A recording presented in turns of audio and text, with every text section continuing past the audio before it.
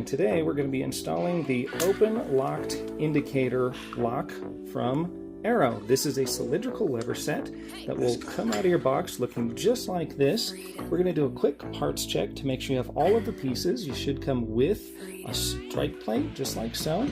You may or may not need that depending on which installation you're doing. If you're doing a retrofit, you may not need it. You're going to come with a detent tool or a lever release tool, 2 mounting screws. These are the long threaded screws. This is a privacy latch. Notice that it does not have a dead latch, but it's a commercial grade 2 3/4 inch back set latch.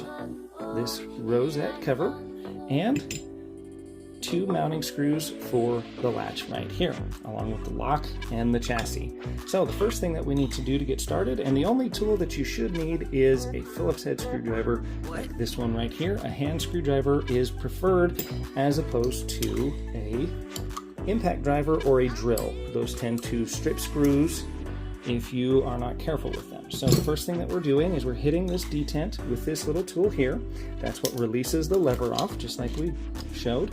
Notice how when I take this off, this part that points out is going towards the lever side. That's going to be important later. So now that we have that all pulled apart and we know that we have all of our parts, I'm then going to turn it up so that we can see this portion right here that's cut out specifically for this latch. This is just kind of a model block that we have here at the shop. Make sure that your back set is correct. You'll know your back set is correct if you have the latch here, and this is a 2 3/4 inch back set, commercial grade lever prep back set on a 1 3/4 inch door. If your door is thinner and non-commercial, meaning 1 3/8, then you may have some issues with this lock set working. Also, if you have the shorter back set that is 2 3/8, you'll see way more of this lock body in that hole. It'll look something more along the lines of this as opposed to this. So that's what you need. Those little tabs should just barely stick out when you're doing this.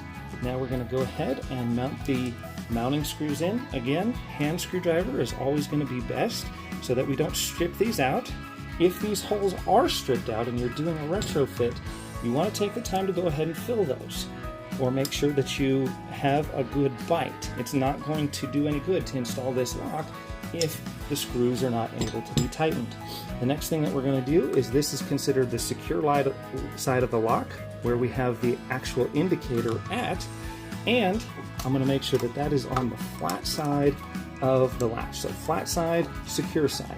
Notice how when I go to bring this together, we can see how the latch is going to engage nicely with the chassis of the lock, and you can see how that portion just sticks right inside there. That's exactly what we're looking for. Now I'm going to take this portion, and remember, we noticed this tab right here sticking out. That's going to go back towards the lever side. So we've got the tab and lever here. Now I'm going to take a mounting screw, and with our mounting screw, I'm going to put the top mounting screw in and actually just kind of get it started hand tight. That's all we really need for right now. Okay. I don't want to tighten and crank anything down just yet because I want to make sure that everything lines up. I'm also going to give this a test pull and make sure that it's retracting the latch and there's no binding from either side. I'm then going to go ahead and tighten this side up as well. Put this down.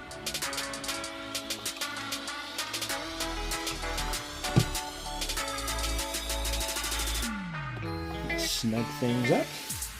Every time I tighten something, I go ahead and make sure that we're getting latch retraction, which we are. Sometimes you can tighten quite literally just a half or a quarter turn, and it'll create binding to where that latch does not come back out. Now I'm going to snug both of these up, and then again, I'm going to go ahead and test it. Pops out just fine. Pops out just fine. And I'm also going to test pushing the lever in and making sure the indicator holds, and let's go from the inside. Everything is working great so far. I'm then going to pop this portion on. You can see we've got this little indent here, and we've got a small indentation right here. So that's going to go together just like so. Notice how I insert on and then rotate down. Again, you can see where that little portion that's dented in is going to kind of click and ratchet down into place. That keeps it from getting loose. Then we're going to just simply take the handle, put it on, install it, and you have completely successfully installed the Arrow privacy locked or unlocked indicator lock. And it works from both sides. Again, I'm going to test it. I'm going to push the button in. Pushing the button in is what makes it go into the lock position. Somebody touches the handle, it doesn't open. Okay. For safety purposes, this is not a secure lock. This is just privacy, so you can use a flat blade screwdriver to unlock it, or you can even use something as simple as a coin. Okay, there it goes. And that is a successful installation of the Arrow open locked indicator cylindrical lever set. For more information, check out the website below. Thanks for watching and have a great day. This lock is available in 4 beautiful finishes, including the 605 finish, the 613E finish, the 626 finish, along with the BSP finish, as you see here.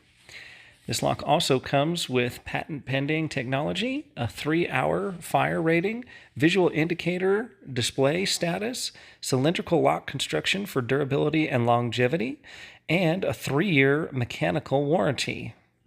This is also ANSI and BHMA Grade 1 hardware with a 3-year limited warranty.